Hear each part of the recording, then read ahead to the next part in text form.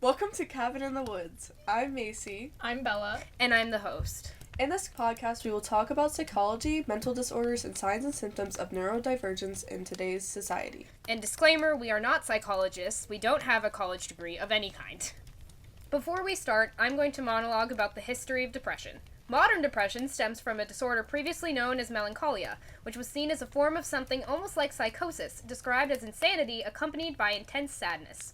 The requirements for being diagnosed developed as our understanding of the disorder did. In 2013, the DSM-5, the Diagnostic and Statistical Manual of Mental Disorders, outlined set things a person must experience to be diagnosed with depression, temporary or long-term, expanding upon the criteria of the DSM-3 published in 1980. Now we're going to transition into talking about the signs and symptoms of depression. With an important thing in mind, depression and feeling sad are two completely different things. Depression is a very intense state of feeling unmotivated and tired and sad, while sadness and grief can sometimes be as simple as stubbing your toe and being upset about it for a while. They're two very different things, and they require very different treatment, and they need very different ways of handling in order to recover from them. Another sign of depression is feeling extremely unmotivated. And that's not just like, I don't want to do my school project because it's boring and I haven't started it. It's you can't get out of bed to even brush your teeth and do what can appear to be simple tasks to a healthy person. And that comes off to a lot of people as the person who has depression just being lazy or unmotivated or unwilling to work, which is absolutely not true. Mm-hmm. People with depression need a lot of empathy and compassion in order to come out of it. Nothing is going to make them feel worse than just berating them for not being able to get out of bed when they physically know that they can't because they feel like their limbs are being weighed down. A lot of people with depression experience being unmotivated. When people yell at them for not being able to get up, it can lead them to feel immense amounts of guilt that they shouldn't have to feel because it is not their fault. And guilt is a huge part of what causes depression in the first place. So causing someone with depression to feel further guilt is not going to be helping anybody.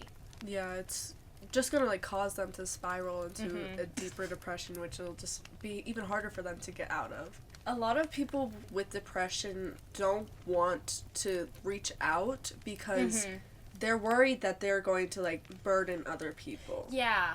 A lot of times it's people seeming short-tempered. Yeah, and it can be someone can appear more happy because when someone gets closer and closer to committing suicide or killing themselves, they will seem more happy because they feel like their suffering is about to end. And it's so important to pay attention to those quick mood swings and changes because even a positive mood swing can be a turn for the significant worse. That is one thing that so many people have talked about is how they felt stupid for not noticing how strange it was. A lot of people have said that they felt like their friend or family member who committed suicide, when they all of a sudden seemed more happy, they thought that they were healed. Yeah, and that can happen with physical instances as well, which is such an interesting parallel between the physical and the mental parts of our body, which our body is such an interesting thing to research, really, is that when someone is sick, usually towards their final days, they will have a surge of energy and they will be able to get up and move and do things that they couldn't do before. And it's not because they're getting better, it's basically a last hurrah before it all goes downhill and they don't wake up again.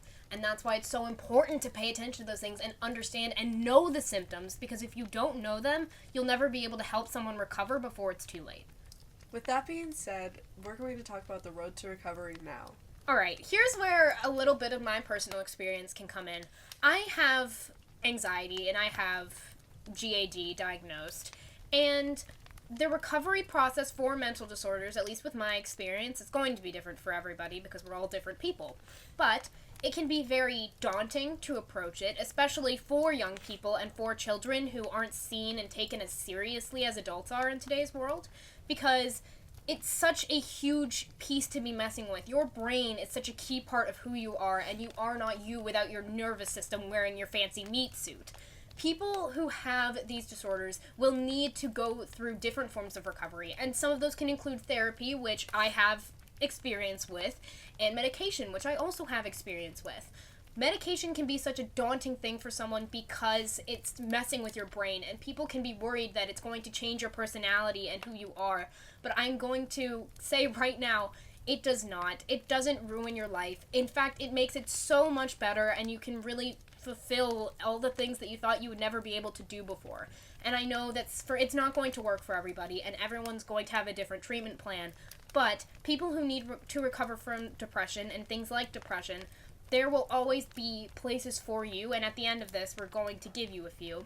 But there will always be people to look out for you, and there will always be an end eventually, and hopefully that end can be more positive for you. And don't be afraid to reach out for help. I know that can be very scary because, like, you're afraid of being judged, or, like, you're just afraid of getting help. But, like, people, I don't want to say people care for you because that's, like, kind of cringe, but, like, people do care about you, and they want you to get better, and they want you to get help. You needing help doesn't make you a burden at all, and you obviously don't want to always live for the sake of other people. It is important to get to a point where you can live for yourself too, but it is okay to let other people help you get there. And people who have depression obviously are going to experience a lot, and they're going to experience the brunt of those feelings. And it's important to know that if you aren't struggling with depression, but you know someone who is, it can be difficult for you too, and it's okay for you to admit that it's difficult without making it seem like the other person is a burden.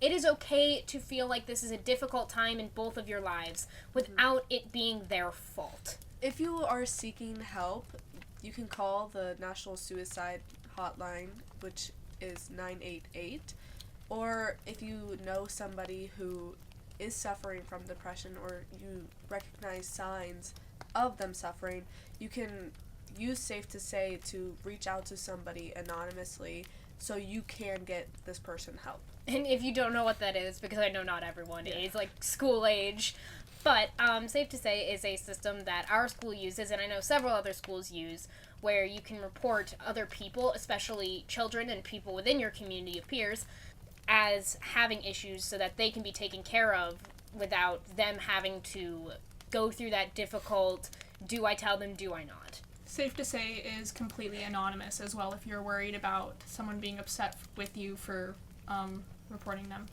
And just a little disclaimer with Safe to Say, if you do choose to text the number for Safe to Say, stay on the line so that the person who is helping can get as much information as they need. Thank you for joining us in the Cabin in the Woods.